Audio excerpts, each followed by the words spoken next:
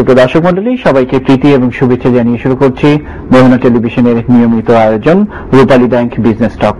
আমরা আজকে কথা বলবো প্রযুক্তি নির্ভর শিক্ষা শিল্পের সমস্যা এবং সম্ভাবনা এবং ডিজিটাল দেশ গড়ার প্রত্যয় নিয়ে। আমাদের সঙ্গে এই বিষয়ে স্টুডিওতে কথা বলার জন্য উপস্থিত আছেন ড্যাফোডিল গ্রুপের চেয়ারম্যান এবং কম্পিউটার সমিতির সাবেক চেয়ারম্যান মোহাম্মদ সবুর খান।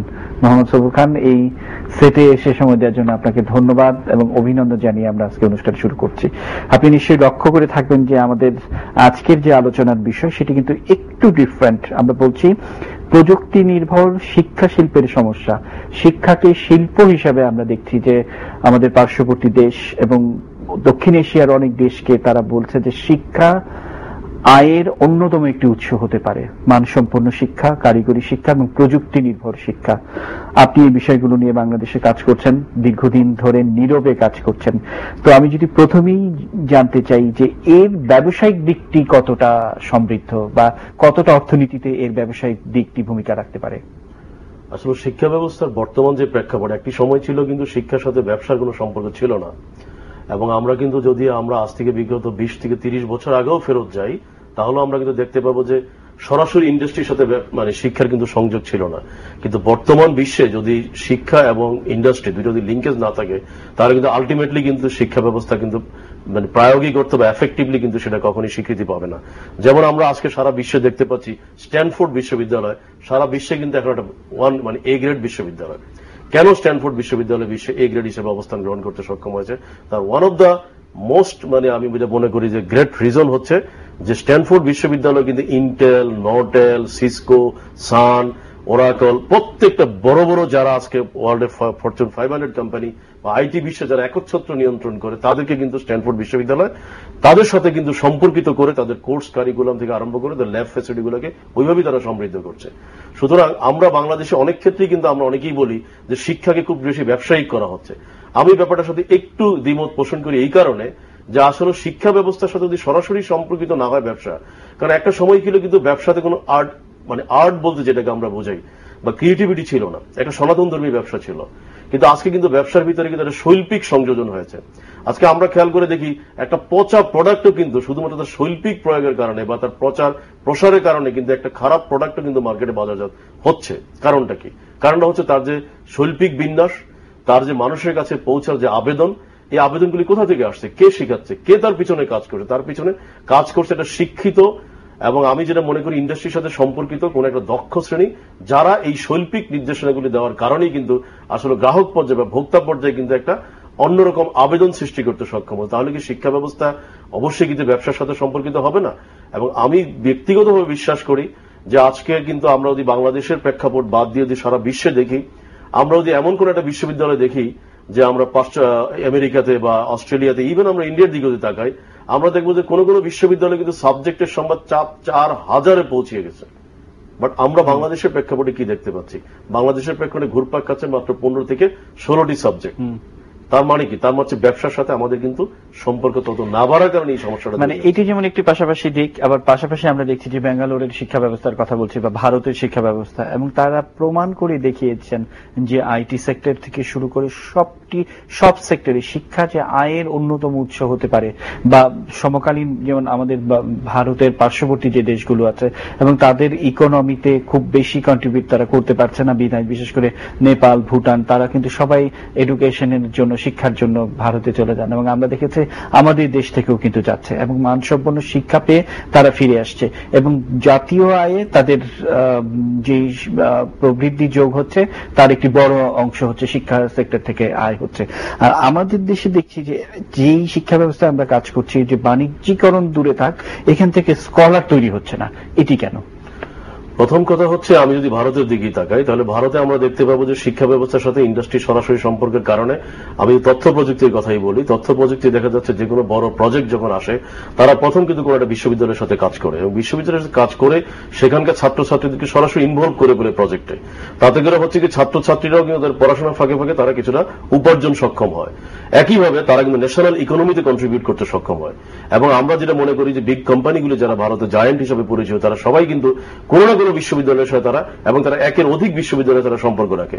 আমি গত বছর নভেম্বরে ভিআইটি ভেলোর আমি ভেলোর ইউনিভার্সিটি যখন ভিজিট করি, আমি কিন্তু সেখানে দেখতে পেলাম যে তাদের অ্যাটলিস্ট 16টি ল্যাবের আমি সন্ধান পেলাম, যেগুলো ভারতের আইটি কোম্পানিগুলো ল্যাবগুলো করে দিয়েছে।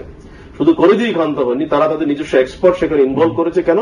তাদের যে বাইরের বিশ্বে বা বহির্বিশ্বে তাদের যে কাজগুলো আসে, সেই কাজগুলোর সাথে তারা ভিআইটি ইউনিভার্সিটির ছাত্রছাত্রীকে তারা ইনভলভ করছে। কিন্তু আমরা কি আমাদের বাংলাদেশের প্রেক্ষাপটে দেখতে পাই না। কারণ আমরা সেই ক্ষেত্রে বলবো যে এখানে আমাদের দুই পক্ষেরই ব্যর্থতা আছে। শিক্ষা ব্যবস্থার সাথে যারা সম্পর্কিত তাদের যেমনিভাবে ব্যর্থতা আছে, তেমনিভাবে ইন্ডাস্ট্রির সাথে যারা সম্পর্কিত তাদের ব্যর্থতা আছে। একইভাবে যেটা আমরা মনে করি যে স্কলার তৈরি, কিন্তু আগে একটা পর্যায়ে ছিল স্কলার তৈরি হইতো, যে বই লিখতো তাহলেই তাকে স্কলার বলা হইতো। আজকে কিন্তু প্রেক্ষাপট ভিন্ন। আজকের প্রেক্ষাপট হচ্ছে তার প্রোডাক্ট কি তৈরি করছে, যেই প্রোডাক্ট নিয়ে সারা বিশ্ব আলোড়ন তুলবে, তাকে নিয়ে কথা বলবে, তার যে কি বলে তার ইনোভেশন নিয়ে কিন্তু সারা পৃথিবীতে অনেক প্রকাশনা বের হবে। এবং আমরা যদি আজকে রিসার্চের কথা বলি, আপনি খেয়াল করে দেখেন যে প্রাইভেট বিশ্ববিদ্যালয়, পাবলিক বিশ্ববিদ্যালয়ে কত পার্সেন্ট অর্থ রিসার্চে বা পাবলিকেশনসে ব্যবহৃত হচ্ছে, একটা খুবই নগণ্য। এবং কোন কোন ক্ষেত্রে আমরা কিন্তু দেখি যে কিছু কিছু বিশ্ববিদ্যালয় লোক দেখানো কিন্তু পাবলিকেশনসে বা তারা গবেষণা ব্যয় করছে, সেটা কিন্তু কখনই সম্ভব না। আমরা যদি মনে করি বাংলাদেশে আজকে গাড়ির শিল্প আমরা তৈরি করতে চাই, তাহলে আমি কি বলবো না যে বাংলাদেশে কোন একটি বিশ্ববিদ্যালয়ে গাড়ির শিল্প বা গাড়ির শিল্পের সাথে সম্পর্কিত সমস্ত কিন্তু ওই বিশ্ববিদ্যালয়ে থাকতে হবে। আমরা যেমনিভাবে আজকে বলি যে সমুদ্র জয় বা সমুদ্রের মাঝে অনেক অফুরন্ত সম্ভাবনা লুকিয়ে আছে, তাহলে কালকে কি কোন একটি প্রাইভেট বিশ্ববিদ্যালয় শুরু করা উচিত না, যে সমুদ্রের বিষয়ে বা সমুদ্র গবেষণার উপরে কোন একটি সাবজেক্ট বা কোন একটি গবেষণাগার। এবং সেখানে কিন্তু আমরা দেখতে পাবো যে বিশ্বের সেরা সেরা বিশ্ববিদ্যালয়গুলো ওই বিশ্ববিদ্যালয়ের সাথে তারা অ্যাফিলিয়েটেড হয়ে তারা একটা কাজ করছে, যাদের এই সমুদ্রকে ব্যবহার করে বা সমুদ্রের সম্পদ আহরণের জন্য কিভাবে আমরা কাজ করতে পারি। কিন্তু আমরা বাংলাদেশের ক্ষেত্রে কিন্তু অনেক ক্ষেত্রে না দেখার কারণে বড় প্রবলেম যেটা হচ্ছে স্কলার তৈরি হচ্ছে না। এবং স্কলার তৈরি করা না হওয়ার কারণে কিন্তু আমরা আরেকটা জিনিস লক্ষ্য করা যাচ্ছে যে আন্তর্জাতিক মার্কেটে বাংলাদেশের শিক্ষা ব্যবস্থার যে একটা অফুরন্ত কন্ট্রিবিউশন ছিল আমরা আগে যেটা দেখে আসছি, সেগুলো অনেক কমে যাচ্ছে। যেমন একটি বিষয় যে শিক্ষা গবেষণা কেন্দ্র, আমরা দেখেছি যে দিল্লিতে একটি অর্গানাইজেশন, এবং তারা যে চিঠি দেখাচ্ছে যে বছরে তাদের চাকরির ক্ষেত্র কতগুলো তৈরি হচ্ছে এবং সেই জন্য তাদের শিক্ষার্থীদের কতজন শিক্ষার্থী তৈরি হচ্ছে এবং কতগুলো উদ্বৃত্ত থাকছে এবং কতগুলো শিক্ষার্থীকে তারা অন্যত্র চাকরির ব্যবস্থা করবে, এরকম সামগ্রিক একটি পরিকল্পনা। এবং সেই অনুযায়ী এটার বাণিজ্যিকরণ, এবং সেই বাণিজ্যিক ভিত্তিতে আমরা দেখছি যে অত্যন্ত প্রফিটেবল একটা ব্যবসায় পরিণত হয়েছে এডুকেশন সেক্টরটি। তো আমাদের ক্ষেত্রে কিন্তু কম বেশি এগোচ্ছে, কিন্তু যেহেতু আমরা ডিজিটাল দেশ গড়ার প্রত্যয় আমরা বলছি, এবং সেক্ষেত্রে আইটি শিক্ষার প্রসারটি মানে আসলে কোন পর্যায়ে রয়েছে? আমি দুটো বিষয় আলোকপাত করতে চাই। প্রথমত আমি আলোকপাত করতে চাই যে কোন একটা ইন্ডাস্ট্রি, যদি আমি একটা উদাহরণ দিচ্ছি, যেমন মালয়েশিয়াতে ফেলডা, মানে যারা এই যে পাম অয়েল তৈরি করে তাদের সবচেয়ে বড় প্রতিষ্ঠান ফেলডা, এই বছর 2টি বিশ্ববিদ্যালয় বা 3টি বিশ্ববিদ্যালয় তারা আহ্বান করেছে, তাদের 5000 গ্রাজুয়েট দরকার। এবং তারা কিন্তু কোর্স কারিকুলাম ইন্ডিকেশন করে দিয়েছে যে আমার যে 5000 গ্রাজুয়েটকে আমি এমপ্লয়মেন্ট করবো আগামী বছরে বা আগামী 2 বছর পরে, তাদেরকে এই শিক্ষায় শিক্ষিত করতে হবে। এবং তোমরা কারা আছো তারা আসো, তাদেরকে 5000 স্কলারশিপ আমরা দিব, বিকজ 5000 স্কলারশিপ আমরা আগামীতে 2 বছরে আমরা এমপ্লয়মেন্ট করবো। তাহলে কি হচ্ছে, ইন্ডাস্ট্রি এগিয়ে আসছে। ইন্ডাস্ট্রি এগিয়ে আসার ফলে কি হচ্ছে, বিশ্ববিদ্যালয় তার সাথে সম্পর্কিত করে কোর্স কারিকুলাম ডেভেলপ করতে সক্ষম হচ্ছে। এটা আমাদের অভাব। দ্বিতীয়, আমি আইটির ক্ষেত্রে যদি বলবো, আমরা যদি বাংলাদেশের আইটি ইন্ডাস্ট্রিগুলি তাকাই, আমি ড্যাফোডিল ইন্টারন্যাশনাল ইউনিভার্সিটিতে আমরা কিন্তু প্রথম থেকে সমস্ত আইটি ইন্ডাস্ট্রিকে ইনভাইট করছি যে আপনাদের কি ধরনের এক্সপার্টাইজ দরকার, লেট আস ইনফর্ম। আমরা সেই ধরনের এক্সপার্টাইজ ডেভেলপ করতে চাই। কারণ আমি কালকে গ্রাজুয়েট তৈরি করলাম, সেই গ্রাজুয়েট মার্কেটে চাকরি পেল না, এর কিন্তু দায় দায়িত্ব কিন্তু প্রকারান্ত আমাকেই নিতে হবে, বিশ্ববিদ্যালয়কে নিতে হবে। কারণ বিশ্ববিদ্যালয় কেন এফেক্টিভ কোর্স কারিকুলাম প্রবর্তন করবে না? কারণ একটা ছাত্রছাত্রী বা একটা গার্ডিয়ান কিন্তু জানে না যে তার ছেলে বা তার মেয়ে কোন শিক্ষা শিক্ষিত হবে। আমরা যদি বলি কম্পিউটার ইঞ্জিনিয়ার হবে, কম্পিউটার ইঞ্জিনিয়ার হলে তাকে হবে না। কোন সফটওয়্যার বর্তমানে মার্কেটে আসলে প্রচলিত এবং যার মাধ্যমে সে কাজ করে টিকে থাকতে হবে, সেটা কিন্তু তাকে জানতে হবে। তো সেই ক্ষেত্রে আমি মনে করি বাংলাদেশের ইন্ডাস্ট্রিগুলো কিন্তু যদি তাদের এফেক্টিভনেস বা তাদের যে প্রয়োজনীয়তা, সেটা যদি তারা কোনো বিশ্ববিদ্যালয়কে না জানায়, তাহলে যে কথাগুলো আপনি বললেন, আমাদের শিক্ষা ব্যবস্থা কিন্তু আসলে সত্যিকার অর্থে কিন্তু বাণিজ্যিক মুখী হবে না। মানে আমি যেটা বলবো যে ইন্ডাস্ট্রিকে, এবং পাশাপাশি আমরা যে কথাটি বলছি যে ডিজিটাল দেশ গড়ার একটি প্রত্যয় কিন্তু আমাদের সঙ্গে রয়েছে। এবং আজকের এই আধুনিক যুগে এবং অপটিক্যালসের যে যুগে আমরা যেখানে যাওয়ার কথা ছিল, এবং ইনফরমেশন আমাদের হাতের মুঠায় ইনফরমেশন, কিন্তু আমরা যদি সেটির প্রয়োগ ঘটাতে না পারি বা সেখান থেকে বাণিজ্যিকরণের ব্যাপারটি যদি না থাকে, তাহলে আসলে এই এত বড় প্রতিষ্ঠান থেকে লাভ কি, এটি কিন্তু প্রশ্ন উঠতেই পারে। পাশাপাশি গবেষণাও কিন্তু অনেক বড় একটি জায়গা। তো গবেষণার ক্ষেত্রে এই অর্থনীতি এবং অর্থনীতির জন্য এই গবেষণা কতটা সহায়ক, কতটা পরিপূরক, আমি প্রশ্নের উত্তর শুনবো রূপালী ব্যাংক বিজনেস টক অনুষ্ঠান থেকে। আমরা আজকে কথা বলছি প্রযুক্তি নির্ভর শিক্ষা শিল্পের সমস্যা, সম্ভাবনা এবং ডিজিটাল দেশ গড়ার প্রত্যয়। আমাদের এই বিষয় বিষয়ে কথা বলছেন সাবেক সভাপতি কম্পিউটার সমিতির এবং চেয়ারম্যান ডেফোডিল গ্রুপের মোহাম্মদ সবুর খান। সবুর খান, যে বিষয়টি কথা বলছিলাম যে শিক্ষার বাণিজ্যিকরণ, অর্থনীতির জন্য শিক্ষা এবং শিক্ষার জন্য অর্থনীতি, একটা আরেকটার জন্য কতটা পরিপূরক, কতটা অন্তরায়, এই বিষয়গুলো নিয়ে কিন্তু প্রশ্ন উঠতেই পারে, ডিবেট উঠতেই পারে। তো সামগ্রিকভাবে আপনি কি মনে করেন? না, একটি কথা আমি আবারও বলি যে শিক্ষা কেন? শিক্ষা হলো বেঁচে থাকার জন্য, কারণ একটা ক্যারিয়ার সেট করার জন্য, মাইন্ড সেট করার জন্য। তো আমি ব্যক্তিগতভাবে যেটা বলি যে আমাদের দেশে কিন্তু শিক্ষা ব্যবস্থা এখনো ক্যারিয়ারটাকে কিন্তু আসলে টার্গেট করা হয় না, যে কারণেই বাণিজ্যিকরণ, যা কিছু করি সেটার মধ্যে একটা বাণিজ্যিক ইম্প্যাক্ট রাখতে হবে। কারণ আমি যেমন আপনার আগের একটি প্রশ্ন বলি যে আজকে দেখা যাচ্ছে যে বাংলাদেশ গভর্নমেন্ট ডিজিটাল বাংলাদেশ গড়ার প্রত্যয় নিয়ে সারা বাংলাদেশে কিছু ইনফরমেশন সেন্টার তৈরি করেছে ইউনিয়ন পর্যায়ে। এখন আমি যদি বলি যে এই ক্ষেত্রে কিন্তু সরকার একটু স্ট্র্যাটেজিগত ভুল করেছে। স্ট্র্যাটেজিগত ভুলটা কিভাবে? যেমন আমার জানা আছে কতগুলো ইউনিয়ন সেন্টার আছে, কতগুলো ইনফরমেশন সেন্টার হবে, এখনো কিন্তু সময় আছে। আমরা যদি মনে করি যে আগামী এই ইনফরমেশন সেন্টারগুলোতে সত্যিকার অর্থে শিক্ষিত নাগরিক, আইটি টেকনোলজি বেসড বা আইটিকে প্রফেশন হিসেবে যারা বেছে নিবে তাদেরকে যদি আমরা ট্রেনিং দিতে পারি 1 বছর বা 2 বছর, তাহলে আজকে কিন্তু এই প্রত্যেকটা ইনফরমেশন সেন্টার থেকে কিন্তু হিউজ ফরেন কারেন্সি আর্ন করা সম্ভব। তাহলে কি তাদেরকে ট্রেনিং দিতে হবে, সেই ট্রেনিং দেওয়ার জন্য কিন্তু সরকারই উচিত হচ্ছে এগিয়ে আসা এবং তার যে প্ল্যানিংটা, সেই প্ল্যানিংটা কোন একটা বিশ্ববিদ্যালয় অবশ্যই অনেকগুলো বিশ্ববিদ্যালয় ইনভাইট করতে পারে। সেই বিশ্ববিদ্যালয় ওপেন কম্পিটিশনের মাধ্যমে তাদের কিন্তু তাদের যে টেকনোলজি বা যে কথাটা আমি একটু আগেই বললাম, তাদের যে গবেষণালব্ধ যে রেজাল্টটা, সেটা কিন্তু গভর্নমেন্ট ইনভাইট করতে পারে। ইনভাইট করার পর গভর্নমেন্ট যদি বলে যে হ্যাঁ সারা বাংলাদেশে আমার 15,000 এক্সপার্ট দরকার ইনফরমেশন সেন্টারগুলি চালানোর জন্য, এবং তারা যাতে অবশ্যই সক্ষম হয় 2 থেকে 2.5 লক্ষ টাকা কারেন্সি, ফরেন কারেন্সি প্রতি মাসে আর্নিং করার জন্য, তাহলে কি হবে? সেভাবে আমি তাদেরকে টেকনোলজি বেস শিক্ষা ব্যবস্থার মাধ্যমে নিয়ে আসবো। তাহলে সেই শিক্ষা ব্যবস্থার মাধ্যমে নিয়ে আসার পরে যখন তারা অ্যাপয়েন্টমেন্ট পাবে 15,000 ছেলে সারা বাংলাদেশে 1 বছর বা 1.5 বছর পরে, তাহলে কিন্তু পুরো বাংলাদেশে ডিজিটাল বাংলাদেশ গড়া কিন্তু আসলে তখন সময়ের কিছু সময়ের অপেক্ষা করা ছাড়া কিছুই আমি মনে করি থাকবে না। কেননা এরাই কিন্তু আসলে বাংলাদেশকে ডিজিটাল বাংলাদেশ গড়ার জন্য প্রয়োজনীয় সব রকম সাপোর্ট দিতে সক্ষম হবে। কিন্তু আমরা কিন্তু বাংলাদেশের প্রেক্ষাপটে, আমি আবারও রিপিট করছি, সরকার এবং বেসরকারি দুই পক্ষই কিন্তু শিক্ষা ব্যবস্থার সাথে তারা ইন্টিগ্রেট করা না করার কারণে আমরা কিন্তু শিক্ষাকে অর্থনীতির ক্ষেত্রে ব্যাপক ফরেন কারেন্সি বা ইনকাম সোর্স হিসেবে আমরা কিন্তু এখনো দেখতে পাচ্ছি না। এবং আমি পাশাপাশি আরেকটি কথা আমি পূর্বে ফিরে যেতে চাই, যে আমরা কিন্তু বলতে চাই যে আসলে আজকে যে আমরা বাংলাদেশের ফুড ইন্ডাস্ট্রিগুলোর দিকে তাকাই, যেমন আমরা আমাদের বিশ্ববিদ্যালয়ে কিন্তু সাহস করে আমরা ফুড এন্ড টেকনোলজিকে আমরা একটা সাবজেক্ট করেছি। এখন আমরা কিন্তু আমাদের এখনো পর্যন্ত কিন্তু আমাদের টার্গেট হচ্ছে ফুড ইন্ডাস্ট্রির সাথে যারা ইনভলভ তারা আমাদের ছাত্রদেরকে ইনভাইট করবে, আমাদের স্কলারদেরকে ইনভাইট করবে যে লেটস সি আমার এই প্রোডাক্টটা মার্কেটে যাচ্ছে, তাকে কোন ইনগ্রেডিয়েন্ট আমরা ইনভলভ করতে পারলে বা কোন কোন ক্ষতিকর রাসায়নিক পদার্থ আমরা এখান থেকে রিমুভ করতে পারলে মানুষের স্বাস্থ্যের উপকার হবে।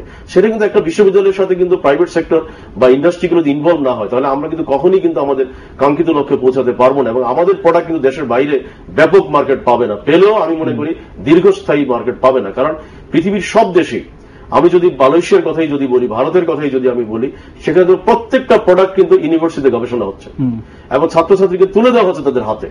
কারণ আমি একটু আগে যে ভিআইটি ইউনিভার্সিটির কথা বললাম, সেখানে কিন্তু তাদের ফুড ইঞ্জিনিয়ারিং ডিপার্টমেন্টে আমি ব্যক্তিগত দেখতে পেয়ে তার কয়েক হাজার ফুড তারা সেখানে তাদের কিন্তু তাদের R&D হচ্ছে, তাদের ছাত্রছাত্রীরা ওই প্রোডাক্টগুলো নিয়ে তারা কিন্তু রিসার্চ করছে যে কোনগুলো ক্ষতি করে, তারা সেই ইন্ডাস্ট্রি জানিয়ে দিচ্ছে তোমার এই প্রোডাক্টে কিন্তু এই উপাদানগুলো, কেমিক্যালগুলো রিমুভ করতে হবে, কালারটা এইভাবে ইনভলভ করা ঠিক না। কিন্তু আমাদের দেশে কিন্তু তা হচ্ছে না। বাট এগেইন আমি মনে করি প্রাইভেট বিশ্ববিদ্যালয় প্রতিযোগিতামূলক বাজারে টিকে থাকার জন্য অবশ্যই আগামীতে একটি বিষয় যেটা আমরা দেখছি যে আপনি মালয়েশিয়ার উদাহরণ দিলেন এবং মালয়েশিয়াতে আগামী 5 বছরে কারা করবেন সেটির একটি তালিকা তৈরি করে সেভাবে ট্রেন আপ করা হচ্ছে। তার মানে এডুকেশন সিস্টেম ইকোনমিক্যাল সিস্টেমের সাথে একটা কম্বাইন্ড প্রজেক্ট আকারে এই জিনিসগুলি হচ্ছে। আমরা ইন্ডিয়া দেখেছি এবং ইরানে এক্ষেত্রে বেশ কিছু সাকসেসফুল আমরা দেখেছি, যে লাস্ট 14 বছরের 8টি আইটেমে ভাগ করে তারা এডুকেশন সেক্টর এবং ইকোনমিক্যাল সেক্টরকে একসাথে কাজ করছে। কিন্তু আমাদের এখানে আমরা দেখেছি যে কমন কিছু বিষয় নিয়ে লেখাপড়ার বিষয়, এবং আধুনিক এই যুগে বা ডিজিটাল এই যুগে যে কত বিচিত্র ধরনের সাবজেক্ট বের হয়েছে, কত বিচিত্র ধরনের আর্নিং সোর্স বেড়েছে এবং আর্নিং ক্যাপাসিটি বেড়েছে, অর্থনীতির নতুন নতুন মাত্রা সংযোজন হয়েছে, অর্থনীতিকে যদি আমরা বলি ব্যালেন্স অফ আর্ট এবং এই আর্টের নতুন মাত্রা যোগ হয়েছে। এইগুলো আমাদের যারা অভিভাবক পর্যায়ে তাদের কাছে কিন্তু সঠিক পরিসংখ্যান বা সঠিক চিত্রটি পৌঁছচ্ছে না, যার কারণেই কিন্তু শিক্ষা আমাদের এখানে একটি শিল্প হিসাবে আমরা গ্রহণ করতে পারছি না। আপনি কি মনে করেন? এই ক্ষেত্রে আমি আপনার সাথে সম্পূর্ণ একমত, কারণ আমরা যদি বাংলাদেশের বিশ্ববিদ্যালয়গুলো দেখি তাহলে সবার মাঝে একটা অসুস্থ প্রতিযোগিতা আমরা লক্ষ্য করতে পারছি যে কিভাবে বিজনেস বিবিএ কে প্রাধান্য দেওয়া হয়। কিন্তু আসলে শুধু বিবিএ দিয়ে কিন্তু বিবিএ টার্গেট মার্কেট কিন্তু এত ব্যাপক না, বরং আমি যদি বলি সারা পৃথিবীতে যেভাবে কনস্ট্রাকশন হচ্ছে, যেভাবে রিয়েল এস্টেট সেক্টর বমিং হচ্ছে, এটা হতেই থাকবে।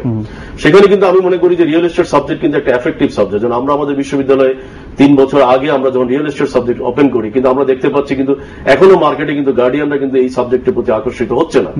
একইভাবে আপনি নিজেই জানেন আজকে বাংলাদেশে ইলেকট্রনিক্স এবং মাল্টিমিডিয়া টেকনোলজির ব্যাপক প্রসারের কারণে কিন্তু মাল্টিমিডিয়া ক্রিয়েটিভ আর্টসে কিন্তু সারা পৃথিবীতে ব্যাপক ডিমান্ড। ইভেন আমি ব্যক্তিগতভাবে আমি মনে করি এই মেসেজটুকু সবাইকে দেওয়া দরকার যে আমরা ভারতেও দেখতে পাচ্ছি শুধু মাল্টিমিডিয়া এবং ক্রিয়েটিভ আর্টসের উপর তারা বিশ্ববিদ্যালয় প্রতিস্থাপন করেছে। একইভাবে মালয়েশিয়া দেখেছি পৃথিবীর সব দেশে কিন্তু শুধু মাল্টিমিডিয়া এবং ক্রিয়েটিভ আর্টসের উপরে বিশ্ববিদ্যালয় প্রতিষ্ঠিত। বাংলাদেশে বিশ্ববিদ্যালয় দূরে থাকা একটি সাবজেক্টও কিন্তু এখনো শুরু হয়নি।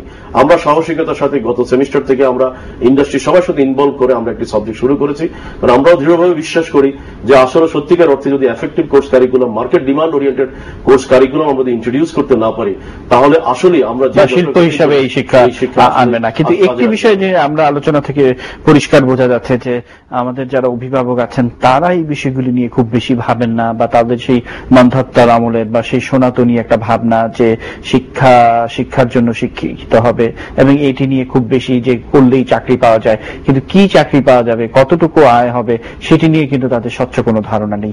আপনি কি মনে করেন না যে যথেষ্ট প্রচারণার অভাব রয়েছে, যে আধুনিক এই সাবজেক্টগুলো বা শিক্ষাকে শিল্পের জায়গায় নিতে হলে বা ডিজিটাল দেশ গড়ার প্রত্যয় নিতে গেলে যে মাল্টিমিডিয়ার কথা আপনি বলছেন সেগুলো যথাযথ প্রজেকশন হচ্ছে না বা প্রচারণা হচ্ছে না?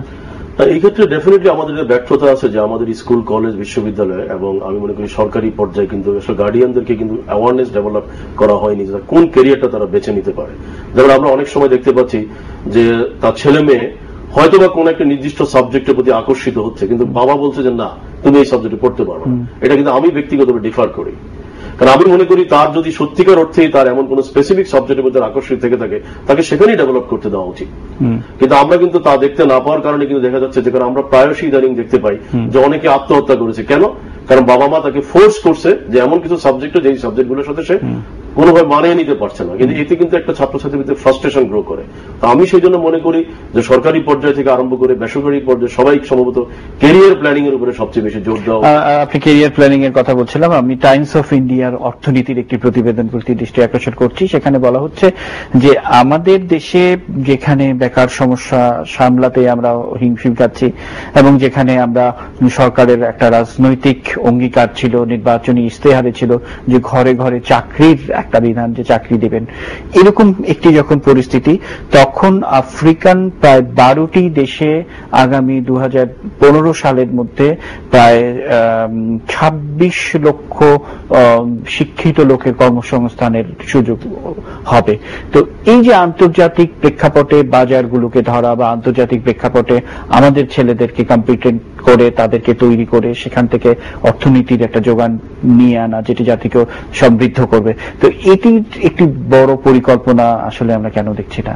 আচ্ছা, এটা খুব চমৎকার প্রশ্ন। আমি প্রথম বলতে চাই যে বাংলাদেশ সরকার কিন্তু আমি মনে করি যে ইন্টারন্যাশনাল মার্কেটিং, যে আসলে জব প্লেসমেন্টের জন্য কিন্তু আমাদের আন্তর্জাতিক বাজারে আমাদের এমবেসিগুলি ভালো ভূমিকা রাখা উচিত।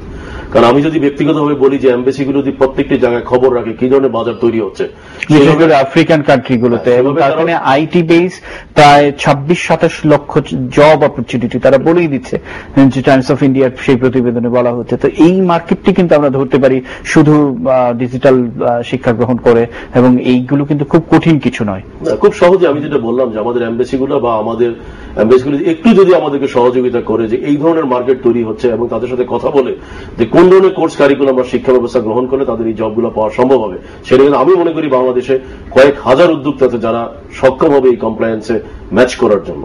এবং পাশাপাশি যে কথাটা আমি না বললেই নয় যে বাংলাদেশে আরেকটি বড় প্রবলেম হচ্ছে, যেমন আমাদের হয়তো এই সরকারের একটা রাজনৈতিক কমিটমেন্ট ছিল যে প্রতি ঘরে ঘরে চাকরি দেওয়া, সেই জন্য কিন্তু কোনো পরিকল্পনা গ্রহণ করা হয়নি। দেশের যে বিষয়টি থাকে যে দেশের অভ্যন্তরে চাকরির যতটুকু বাজার, যতটুকু সীমিত একটি বিষয়, দেশের বাইরে কিন্তু তার ব্যাপক সম্ভাবনা, এবং সেখানে দেশের বাইরে যতটুকু বেতন তার দেশের বাইরে কিন্তু তার চেয়ে বেশি বেতন। তো দক্ষ লোক কিন্তু সব জায়গায় চাইছে। তা আমরা যদি আফ্রিকার যে বিশাল একটি বাজার সেটি যদি আমরা ধরতে পারি, তাহলে তো খুব দ্রুত এই সেক্টর থেকে আমরা মনে করি যে ডাবল ডিজিটে আমাদের জিডিপি গ্রোথ করা সম্ভব। না, খুবই পসিবল। কারণ আমি যে কথাটা আগেই বলছি যে তাদের ডিমান্ডগুলো নিয়ে যদি আমরা সেভাবে নিজেদেরকে প্রস্তুত করতে পারি, পাশাপাশি আমাদের কনফিডেন্সে আনতে হবে যে তোমার ডিমান্ডকে কমপ্লায়েন্স করার জন্য কিন্তু আমরা রেডি। সুতরাং তুমি দরকার হয় এক্সপার্ট পাঠিয়ে দেখো, বা আমরাও আমাদের এক্সপার্ট সেখানে পাঠিয়ে দুই পক্ষের সাথে বসে দ্বিপাক্ষিক আলোচনা করে কিন্তু আমরা এফেক্টিভ কিন্তু আসলে শিক্ষা ব্যবস্থা গ্রহণ করে এই বিশাল বাজারকে আমরা ইন করতে পারি। পাশাপাশি আমি যেটা বললাম যে আমাদের লোকাল এমবেসিগুলি প্রত্যেকটি দেশে কিন্তু ভালো ভূমিকা রাখতে হবে। সরকার এই ক্ষেত্রে কিন্তু একটু পুশ করতে হবে, যে একটা টার্গেট অ্যাচিভ করার জন্য সরকারও কিন্তু ভূমিকা নিতে পারে। কারণ আমি অনেক সময় অপরচুনিটিতে একটা আমি মনে করি বাংলাদেশে একটা বড় অপরচুনিটি হচ্ছে আমাদের মানব সম্পদ সবচেয়ে বেশি এবং এফেক্টিভ মানব সম্পদ, কিন্তু এটাকে আমরা কাজে লাগাতে সক্ষম না হই। যেমন আমি যদি বলি যে আজকে এই যে একটা কথা বলা হচ্ছে যে আজকে সমুদ্রে একটা বিশাল সম্ভাবনা, আপনি এই সমুদ্রের সম্ভাবনা কাজে লাগিয়ে আমি মনে করি কয়েক লক্ষ লোকের কিন্তু কর্মসংস্থান সম্ভব। আমরা অনুষ্ঠানের একেবারে শেষ পর্যায়ে আমরা সবসময়ই ভালো কাজের জন্য সরকারের প্রতি মুখ চেয়ে বসে থাকি যে আমরা সরকার হয়তো এই উদ্যোগ নেবে, সরকার হয়তো করবে, সরকার হয়তো এটা বাড়িতে এনে দিয়ে যাবে, এরকম একটা মানসিকতা। পাশাপাশি আমরা যদি বিহার, মহারাষ্ট্র এবং মিজোরাম এই সেক্টরে পাবলিক যে উদ্যোগগুলি আমরা দেখছি, যেটাকে আমরা পিপি বলে থাকি, তার মাধ্যমে কিন্তু ব্যাপক জনগোষ্ঠীর উন্নত করা হচ্ছে এবং আফ্রিকান বাজারটা কিন্তু তারা ধরার চেষ্টা করছেন। এমন একটি উদ্যোগ আমরা ব্যক্তিগত পর্যায়ে বা পাবলিকলি এটা করতে পারি না কেন? ধন্যবাদ। আমি আপনার সাথে কমপ্লিটলি একমত। আসলে সরকারের একার পক্ষে কখনই করা সম্ভব নয়, but again Sarkar at least blessing ছাড়া কিন্তু বাংলাদেশের মতো দেশে কিন্তু কোনো কিছু করা সম্ভব না। কারণ আপনাকে একটা কথা আমি নির্দ্বিধায় বলতে চাই যে আসলে আমি আমার প্রতিষ্ঠান থেকে আমি মনে করি যে বাংলাদেশের প্রেক্ষাপটে অনেক বিপ্লব করা সম্ভব, কিন্তু আমি ওই ক্ষেত্রে কিন্তু আলটিমেটলি যদি গভর্নমেন্টের সমর্থন না পাই, কারণ আমি যেমন একটি সিম্পলি উদাহরণ এখানে তুলে ধরতে চাই যে আজকের প্রেক্ষাপটে সারা বাংলাদেশে না সারা পৃথিবীতে কিন্তু জনপ্রিয় হচ্ছে যে প্রতি ঘরে ঘরে শিক্ষা ব্যবস্থা ছড়িয়ে দেওয়া হোক টেকনোলজির মাধ্যমে।